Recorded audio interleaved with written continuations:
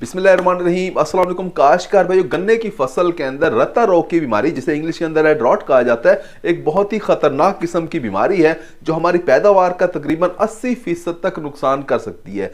ये बीमारी जो आप देख रहे हैं, हमारे तमाम काश्तकार जो है वो इस बीमारी से वाकिफ हैं। गन्ने की फसल अगर आप काश्त करते हैं तो आप जानते हैं कि ये रत्ता रोग की बीमारी है।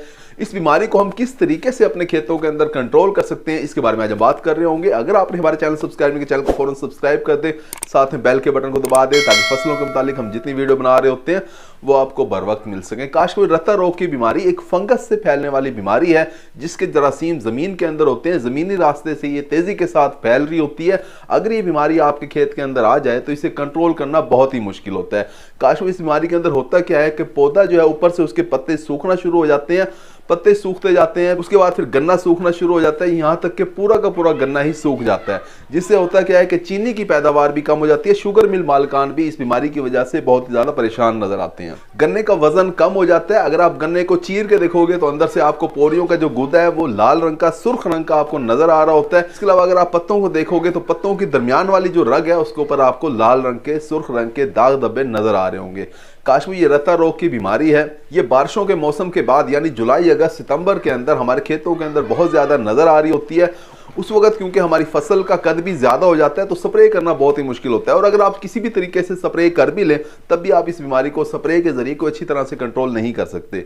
काश्तकार जमीन के जरिए क्योंकि ये बीमारी फैल रही होती है, हमारे बहुत से काश्तकार जो है वो कॉपर सल्फेट यानी कि नीलत होता अपनी जमीनों के अंदर फ्लड कर रहे होते हैं। 3 किलोग्राम फी एकड़ के हिसाब से 2 से 3 दफा वो अपनी फसल के अंदर फ्लड करते हैं हर 2 महीने के बाद, और बता रहे होते हैं कि कॉपर सल्फेट यानी नीलत होता फ्लड करके हम अच्छा रिजल्ट ले रहे होते हैं। लेकिन नीलत होता के साथ भी ये मुकम्मल तौर पे कंट्रोल नहीं होती। इसके अलावा फोसीटाइल एल्यूमिनियम जो है, अगर आप उसे फ्लड करते हैं 1 किलोग्राम फी एकड़ के हिसाब से, बायर कंपनी एलिट के नाम से दे रही होती है ये जहर, अगर आप इसे भी फ्लड करते हैं तब भी आप किसी हद तक तो रिजल्ट हासिल कर सकते हैं, लेकिन मुकम्मल तौर पे अपने खेतों के अंदर इस बीमारी को कंट्रोल नहीं कर सकते।